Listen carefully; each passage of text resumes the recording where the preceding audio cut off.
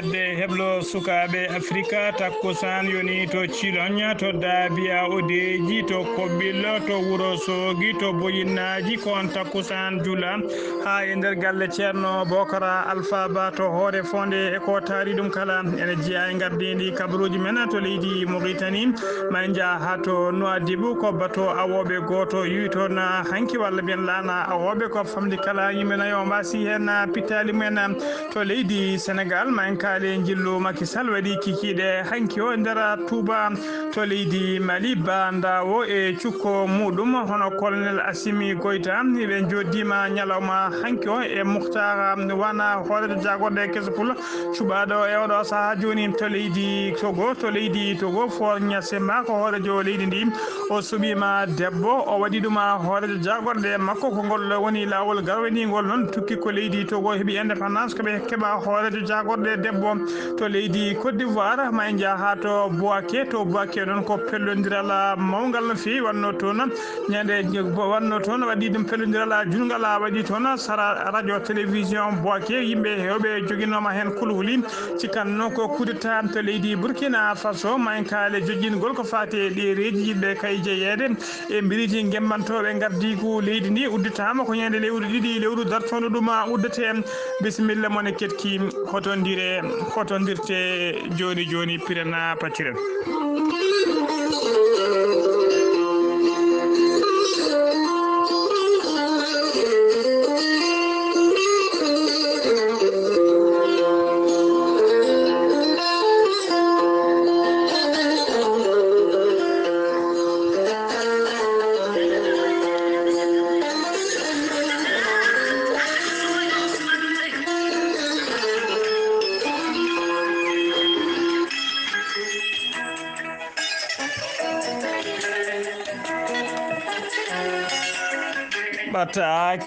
ɓatake tintinde e ɓatake erango ummorade e ceerno Djibisi ko bawɗo lasrari moƴƴuɗo leɗɗe jabanaɗo duwawa ceerno Djibisi ko labɗo reedu malaɗo wone bawɗo golle mum newiɗo no fewi ceerno Djibisi sona jokkodiri o waɗante listihar hawa anda haaju maɗa o anda tigui so tawi ko kanko jeeyi haaju o walla so tawi o jeeya so tawi ko kanko jeeyi o safruma walla o humta haaju ma ha jiisoɗa hoore maɗa so tawi kadi wona kanko jeeyi haaju o yomnuma to poɗɗa yaade hano keɓirɗa haaju ma humtude kala ceerno Djibisi noon ene jogui leɗɗe e fannuji ɗiɗi hen fannu goto so tawi a hutorima leɗɗe ɗe ko famdi kala fodde 13 rafi ene coɓinodi e nder bandu ma ne yalta ha laaɓa fannu keddiɗo o ko so tawi a hutorima ɗen leɗɗe ko famdi kala fodde 19 rafi kadi ene yalta ha laaɓa e nder ɓandu maɗa ceerno Djibisi ne safra rewɓe wonduɓe e ellaji musoji e deedi guttoji e regli ellaji ɗi ndewani lawol kala omo safra kadi rewɓe ronkuɓe sowade e rewɓe ronkuɓe kadi deedi mumen tuƴƴata e kala saaha ceerno Djibisi kadi ne safra worɓe ustoraɓe goragu e wonduɓe keeceje e koyɗe musoje kala ceerno Djibisi ne safra yimɓe kadi tawa kadi ha tengti e sukaɓe rewɓe waɗoɓe crise aji e kala saaha omo safra jomumen ha jiito koyemumen hano hannirtani ceerno Djibisi ne safra wonduɓe ciññol wonduɓe e kullol e kala saaha kadi ɓerɗe taƴoje ceerno Djibisi ne andina dendagal kilineɓe mum wonde e oɗo saaha joni kanko ceerno Djibisi o tawate koto leydi Mali e nder wuuro men to wiyete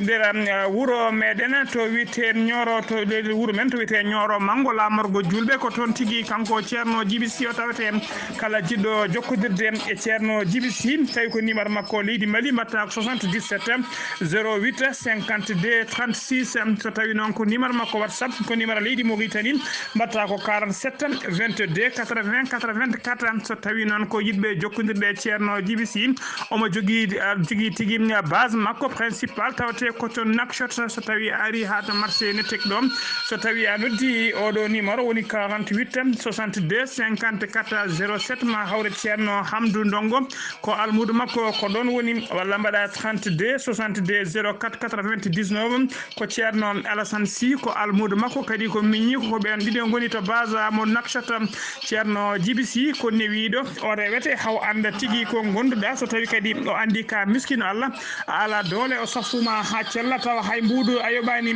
ceerno Djiby Sy ene wiya en mbadden dando faade makko.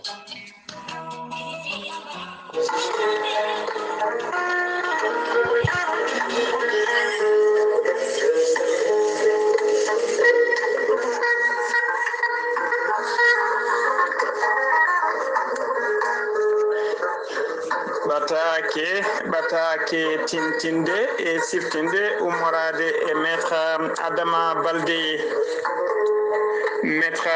Adama Baldé ko gendiyanke ko wittiyanke ko safriyanke safuruji fina tawa. Maître Adama Baldé ko ambassadeur ganni men fina tawa men. Maître Adama Baldé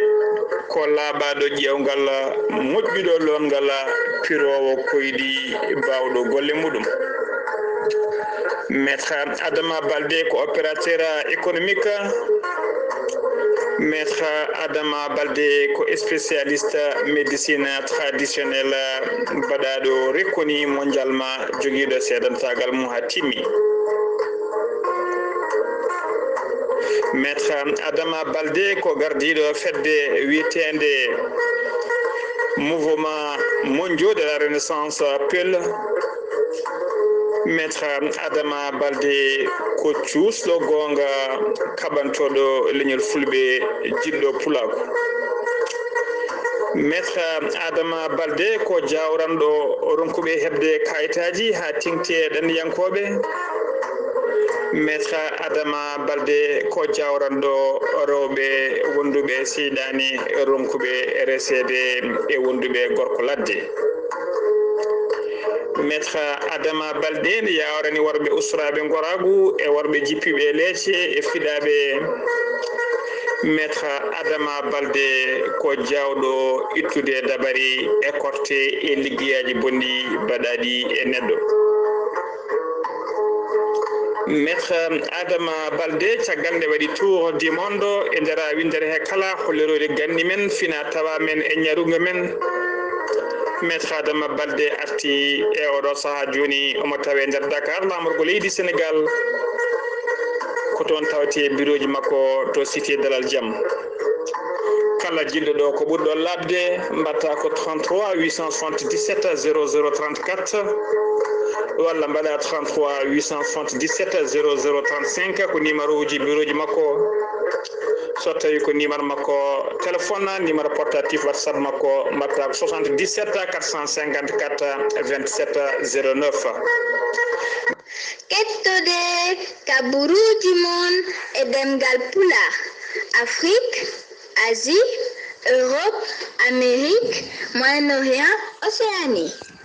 Jam nyalle mon musidɓe tedduɓe eɗen gone talata nogas e jeenayyi lewru silto hitande ujunnaji ɗiɗi e nogas kabaruji mon e ɗemgal pulaar e sawto he ko musidɗo mon sehil mon Ghali Abouba hono no mbiruɗen eɗen gardidi kabaruji men koto leydi Mauritanie pudorɗen police chargé des crimes économiques et financiére halfinaɓe ko fadde kay losgoji tumaɓe borjingol ngalluji leydi Mauritanie e nder duuɓi sappo ɗi Mohamed Ould Abdel Aziz ardino leydi ndi ɓe mbaɗi convoqué ñalawma hannede aleda ɓennuɗo kanko Mohamed Ould Abdel Aziz e hewɓe wonnoɓe jagorɗe makko e directeur uji kewɗi ɗi o gollotono mbaɗama convoqué caggal noon nde ɓe ɓaddi ko e mbadi nde mbeddi noon kam caggal noon ndeɓe ketta mone mabɓe kala e oɗo saaha joni noon ɓe nodda tigui e mbadi confrontation woni tigui mone mabɓe foof joƴine yesso Mohamed Ould Abdel Aziz wiya yo jamto ko haalno caggal makko kan oɗon confrontation confortation non kala e mabbe kala confortation kala ene jime ha capande tati ya sa ha capande nayi e juya minute mone mabbe kala noddama yeso Mohamed wula Abdel Aziz mo futtini be gite mo darabe saha kala mo lurta be gite mo sali yeddade hen gongol o mo sali jabade saha kala kadi woda kongel o weddi hen ko beedo non wodi jagode woni tigi noddabe yo daro yeso makko bawa kay jangtade ko kalno caggal makko ben goni o do Yahya wuli hedde min on ko gonnodo jagorde hodo jagorde makko o non nodira ko fati fusion société NR e société bitedo ATTM ko fati kadi e jeegola écolaji laamu kewdi tawtedi e ndera leydi Mauritanie e ko fati kadi e jugement tawa kadi ko to minere ƴettete e ndera wuro Fderica gondude Mohamed Salem wula Bashir on namdama ko fati e dossier dossier ko fati beydugol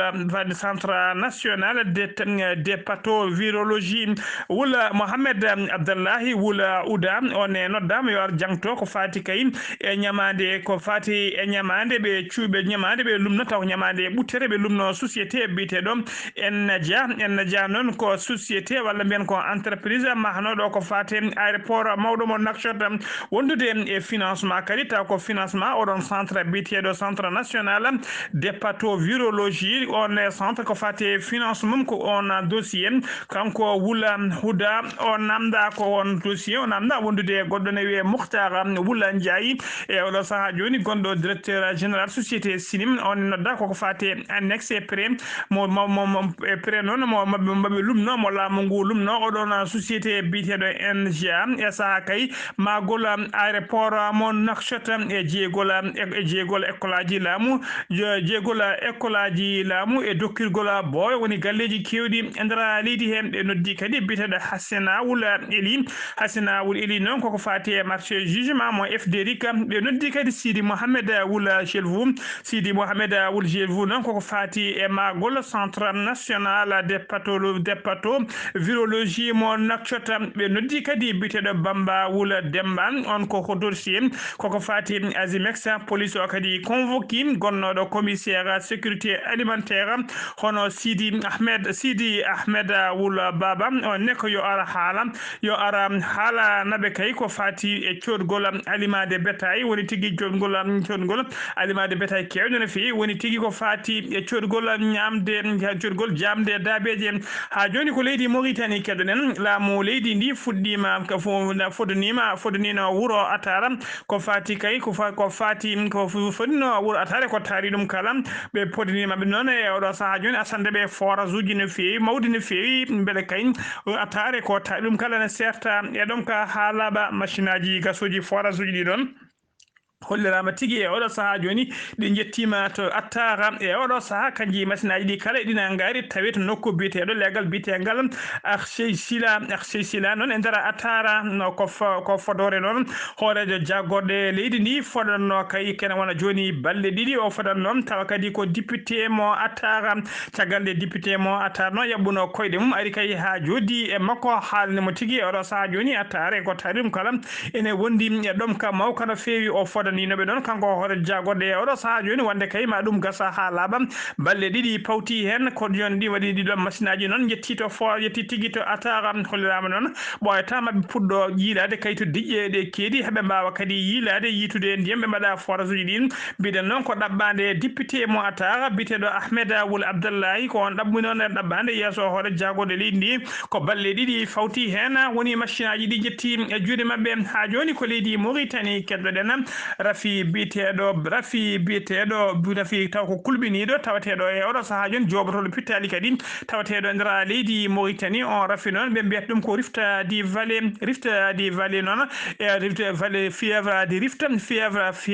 di Valley di Rift noon e oɗo saha joni hollirama tigui o fuɗɗima yoɓade pittali yimɓe ɗiɗo e ndera nokku biteɗo Tagam hen goto noon koye saha kay wonno e wiyede nawtete aɗa ɓeɗine to Nouakchott ko hen wasi fittade mum ɓe ɓe kolliri kadi yimɓe nayo wadɓe tawa kadi ko tuumaɓe nayo wadɓe tuumaɓe ko rafi o gondi hen ɗiɗo holki so waɗama men tawama e jaati ko on rafi biteɗo tigui fièvre de rift hen wondi ɗiɗo heddiɓe noon cuwano waɗede confirmé e oɗo saaha joni ko ɓoyan ko kadi en keewi kabaru wonde goto hawre ladial e oɗo saaha joni woni tato hawruɓe ladial e oɗon rafi Sidi Woulzaha ko directeur général kalfinaɗo ko fate cellal aade mo leydi Mauritanie o yaɓɓi koyɗe makko ha to région de Tagam omo tawi to Tigzigzam tawa daymo toon ko yaade ƴeewoyde kay ko fati e oɗon rafi no sifiri mayɓe ɓe noon eɓe cellani ɓe kala taw ko wonduɓe on rafi hollirama tigui ko aynaɓe gueɗoɗi ummiɓe e nokku biteɗo elwada lebiyet ko toon tigui ɓe ummi laamu ngu noon nuldi toon docteur eɓe e leɗɗe kewɗe no fewi beele kay ɓe mbawa falade e dartinde oɗo mboros kay guila sarade e nder leydi hen siftinde on noon wona gollo lawol gaddudol woni ko rafi o yetti nder leydi Mauritanie saabu en 2012 rafi o arino nder leydi Mauritanie o yoɓinoma pittali sappo e jeeɗiɗo neɗɗo en 2018 kadi o artino e ngan sanga kadi o yoɓinoma pittali yimɓe hewɓe ha joni ko leydi Mauritanie keɗoɗen mareji nayyi woni awoɓe tawa kadi koye maaje kadɗe ɗe Nouadhibou mbasi pittali men e nder maaje kadɗe Nouadhibou kamɓe ɓe mbasi pittali mabɓe noon ko kamɓe e nder ɓen nayyi o wasɓe pittali men hen noon capitaine bateau woni dognanoɗo bateau danaka ene jeeya hen ɓe maayi noon koye nder maaje kadɗe ɗe Nouadhibou tawa kadi saabi oɗon accident ko landel mabɓe wi saabi accident o noon ko pinnugol maayo ngo e oɗo saaha joni ɗum saabi noon ha wempejere mawde no fewi dampi lañel ngel wawi yolade siftinde on noon e nder nduɗo lewru wotoru ko oɗo woni accident ɗiɗaɓo kay lewru ɗiɗaɓo e nder maaje kadɗe ɗe Nouadhibou saabu kay ko ɓoyani ko e darde lewru septembre awoɓe nayo mbasino toon pittali men taw ko bateau gawo mo Chaliquier mo bateau hinde Chaliquier ko kañuma firino guel ɗon bateau ela jewlino guel e maayi e darde lewru septembre ha yimɓe nayo mbasi hen pittali men ha joni kabaruji men ɗemgal Pulaar to leydi sen ummi to leydi Mauritanie ko to Sénégal paɗen debbo jen ha to Ziguinchor noon ko debbo goto jibinoɗo e nder hôpital mo Ziguinchor taw ko puninoɗo funeɓe nayo ɓikkon nayon o funino kankon nayon kala noon ko foof kon koti e joom makkon kanko debbo o noon o jibinirti koko wiyete césarienne woni tigui maari ndu seeka ha ɓikkon kon mbawi ittede hen ɓinguel gotel noon ari kene maayi ardani e wonki taton keddi kon noon guurino waktuji seeɗa ko adi kay kene tawtoya gadanel guel jinnaɓe suka debbo jibinɗo noon ɓe kolliri hen mette mabɓe no fewi ɓe joofima hôpital o kadi feeɗendu hollirde kay wonde saabi kono ɓikkon nayon kala ene maaya ko welsidare kadi welsidare docteur eɓe ɓe saabu kay ɓe kolliri nde kanko debbo ngarwuɗo nde o ari nden o tawi ɗon tigui ko stagiaire uji meɓe o tawi e nder hôpital o kanko debbo cowiɗo ɓe kolliri tigo tampi hen no fewi ko adi kay ko ɓikkon kon jaltam nde o waɗa césarienne nde kadi hollirama ɓikkon kon gaari ko jettaki e kono ponno waɗede couveuse woni tigui e verruji kono jinnaɓe kolliri ɗum ɗon hay couveuse goto ala e nder hôpital hen Pascal Fayi ko chargé de communication hôpital mo Ziguinchor o yeddi ɗum ha sori ladde o wi on debbo ari mabɓe gadunol wadde visite mum taw ko visite médical to maternité hôpital o wonno ko guilñade ɗiɗi lewru juillet ɓe tawi noon e nden sanga noon nde ɓe mbaɗimo tigui visite ɓe mbaɗimo échographie ɓe tawi tigui ko cowiɗo ko ɓikkon nayona goni e nder reedu hen ɓe noddi kanko debbo ɓe mbi yo rendo joom galle makko kanko e joom galle makko kala ɓe joddi ɓe kaliniɓe noon nduɗo reedu ko reedu à risque woni tigui ko reedu hulɓinino no fewi omo foti ko reedu hulɓinino no fewi ɓe kolliri tigui e ngan sanga debbo o so wino yaara jonte sappo e goho ene fayi balɗe joyyi ko reedu ndu yarata gynécologue o noon noddi gorko e debbo kala ɓe haalniɓe yoɓe mbaɗa ko wiyete cerclage noon ko so tawi kay ko joguiɗo funeɓe walla reedu hulɓiniɗum ko ɗum heewi waɗede beele kayne haɗa ɓikkon kono yaltude tawa yontani ko ɗum tigui woni koɓe mbaɗi debbo ɓe kolliri tigui debbo arti ɗon ñande jeenaya lewru juillet ko nden tigui ɓe mbaɗnimo cerclage o ɓe mbaɗnimo cerclage ɗo ñande jeenaya lewru juillet e ngan sango mo yaara sappo e ɗiɗi semaine balɗe sappo e ɗiɗi jonte sappo e ɗiɗi ene fawi balɗe joyyi guila nden noon ko service maternité kañum sivata on debbo ñande nogas lewru silto gonen ɗo ko ñande hen tigui o ari taw kadi omo tampi no fewi omo adda tigui e nder hôpital ɓe taw kadi o waɗi koko wiyete rupture prématuré mamran woni tigi menace bebe yon kono ne jaltam ko ya ngansanga tawmo yare semenaji no gas nayi semaine woni no gas nayi yontere ko ndena reedu ndu yarata o antiri balde tati non be donki tigi be donki hadde accouchement be tigi be donki hadde mo jibinde koy ngansanga non be pelli tigi ittude ko wite cerclage o be itti cerclage o de be wonde makko non be kolli tigi de itti cerclage o be tay tigi puno yon ko non position mo men position fewani no be lelori ni be wona non be poti lelorade dum non la budda o wade césarienne e ngansanga mo yare mbiden jonte no gas nay ko dum sa be mbadi césarienne de be mbadi césarienne de no be kolli tigi bingel hen gotel ardani e wonki taton keddi kon ngari ken nguuri kono kon tampino feyi be nawi konto couveuse ko ton kon jalti aduna so wiyama hôpital ala couveuse kanko Pascal Fayi o yeddi dum ha sori ladde o wi couveuse nana endera hôpital o holliri kadi dendangal andube médecine kala en gandi kala debbo jibinirdo jonte no gas nayi o wita bingel wurta walla bikono mum ngurata kono ko sene satti no fewi ko duma wonata ha joni kabruji men e demgal plateau jurbel paden ko balde seeda tan keddi grand magal mo tuba e odo sa joni non e der farde jurbel en teska tigi o wite insécurité woni tigi wasde den ka en ngakki ton no fewi bandiyagal kadi ne fakiri ton ko boyani ko non ko boyani ko non ko oto miñum walla mawnuma maire mo wuro wite ngombara umminodo to luma mumen kanyum tigi faddam bandiji paddima non pelli oto kure kewde fewi yimbe dido barmi hena ben jaadini be keptinibe kadi koppereje kewde fewi be jane oto non bandiji di jane oto ko hakkunde to wite Khelkoum e to wite Darou Marwana Saluma ha joni kabruji men demgal pula to leydi Sénégal jen ha to weli ngaram jen ha to wuro witengo nyanawo ko wuro tawtengo e ndera commune mo wasado nyande jamma aletno gas jeedidi septembre gonde dum sanga 10h jamma sanga 10h jamma ko wite jamgel jiwonde kanyum tigi yani e wuro ngo jamgel jiwonde gel non yani tigi ko wasorde nay ngel yobi men non nayya jeenay mayi hen tawa kolce jeenay mayde hen de kala ko ngel yani ko ndera wasorde bitedo Sherifa Diallo ko kolce mum jeenaya mayi hena e der kolce jeenaya de jamgel jiwande yobi pitali men hena kolce nay hollirama tigi ko tumbude ha teddi ha joni kabruji men e demgal pulaga selu mima to weli ngara ko to tuba panena Macky Sall hono no miruni ne gardindi kabruji men horejo leydi Sénégal o wadi jillu makko hanki to tuba sanga 17h42 minutes woni 5h42 minutes ko ndeno naati e der galle Serigne Muntaga Mbacké khalifa général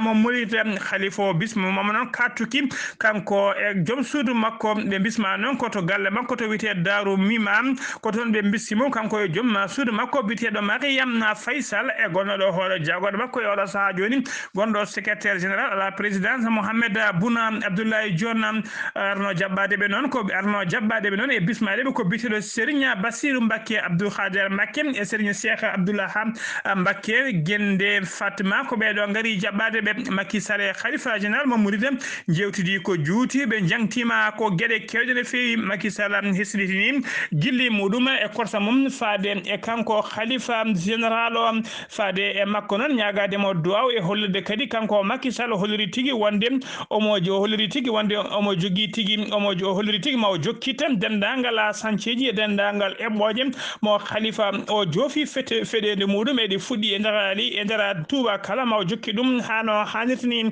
kanko Macky Sall non holliri tigi beydi tigi tengtinde garal makko e softinde garal makko do henen ko hedade kay nyande go lewru safara e halande khalifa général de warno halande mum de o deskime hen tigi ne haali hen inde makko ne neldamo hen duwaw ko dum tigi beydi softindemo e yidde beydide addudemo e odo saha joni to tuba o holliri non dendangala e boje e dendangal sanceji woni projet ji di khalifa général o jogi e der tuba o mandi e odo saha joni projet burdo nangude hakkille mum burdo uddude hoore mum no fewi koko fati e odo université matedo to tuba bitedo université Cheikh Khadim mo tuba kanko Macky Sall non holliri laamu makko ma daro dole mum ponno be bawa doftude tigi ha université o worte ha laba ha gasa ha laba o holliri kadi wonde be beydi be darima no dal makko ponno wawde beydude kay ko woni tigi ko beydude golle hôpital e ndara hôpital beydude hen tigi nokkuji e ndar hôpital mo Touba taw ko hôpital moɓe mbiyata hôpital Fawzeyni hôpital Mata Bulla Fawzeyni ɓe mbawi tigui ɓeydude hen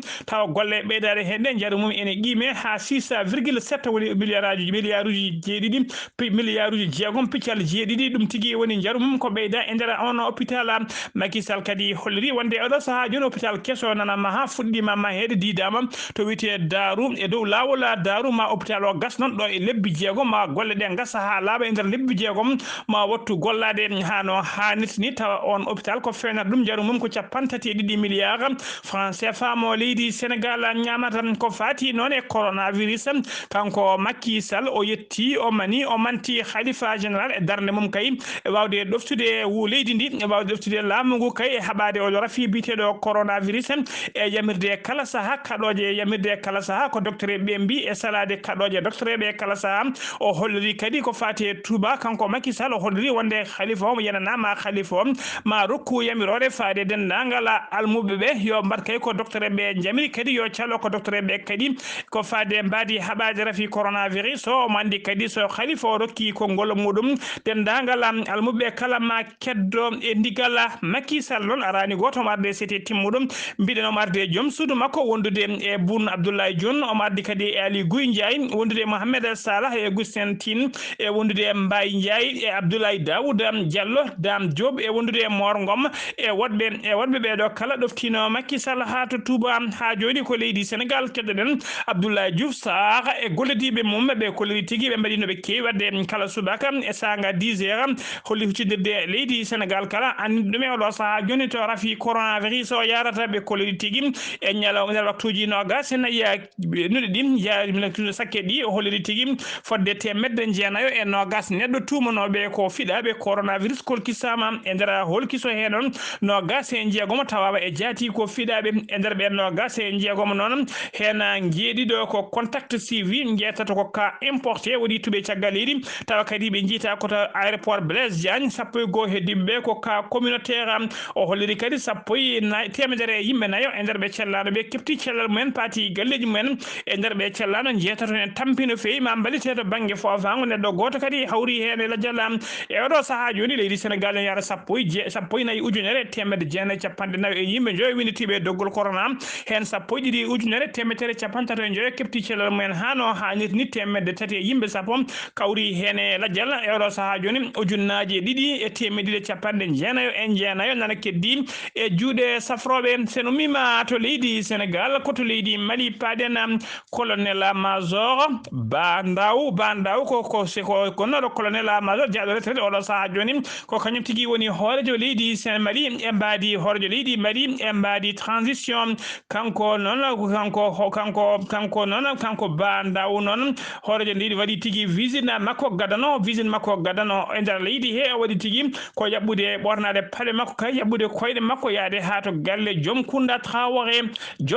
Traoré noon ko gonnoɗo président de transition e saaha kay capitaine Amadou Haya Sonogo derguino laamu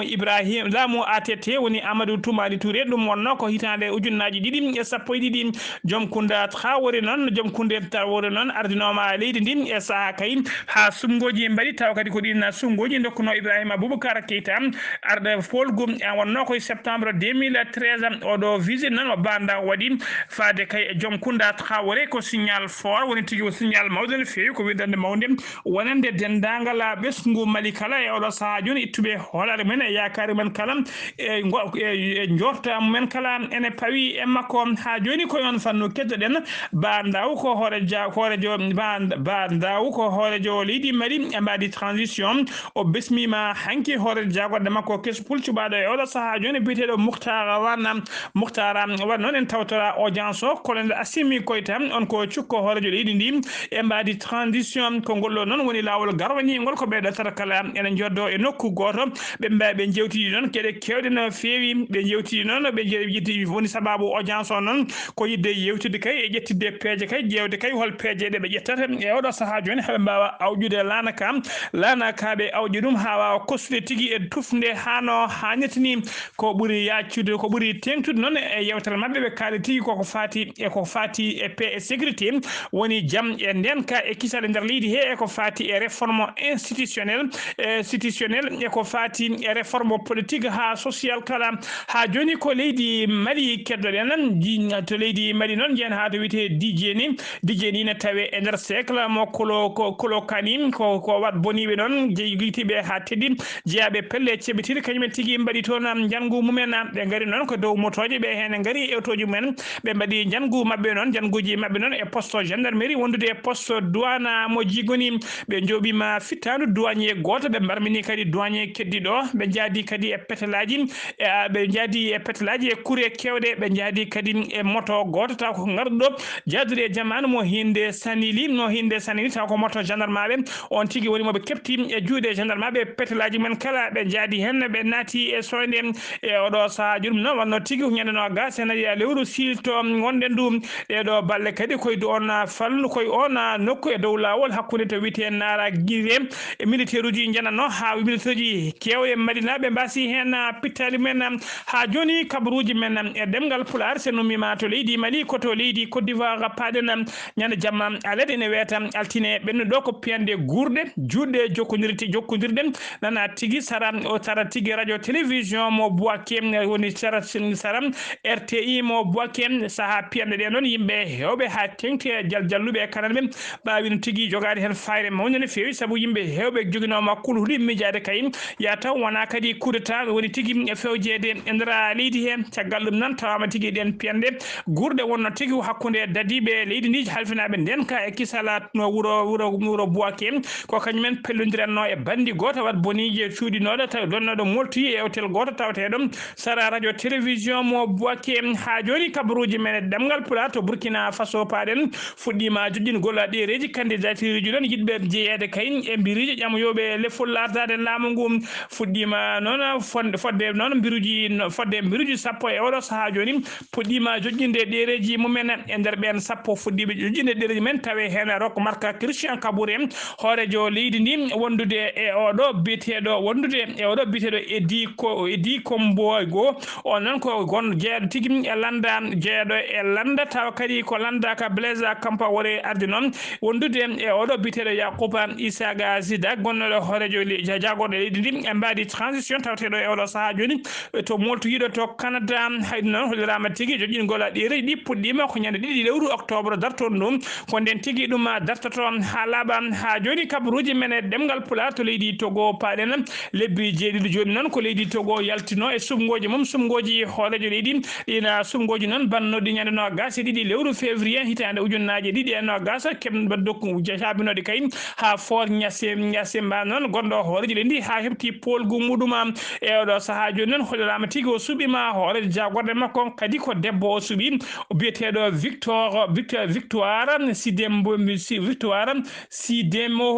Victoire Sidembo noon laatima debbo taw kadi ko natɗo histoire leydi Togo saabu kay o laatima debbo gadano tuggi ko leydi Togo heeɓi indépendance mum faade oɗo saaha joni o laatima debbo gadano kay wonde hoore jagorɗe leydi ndi musidɓe tedduɓe gasi ha laaɓi komin tonga noon kabaruji men e ɗemgal Pulaar ɗo e haalirde ko musidɗo moon sehil moon Radio Abouba ketti malaki jaam yo jaam Allah jogomi jogo on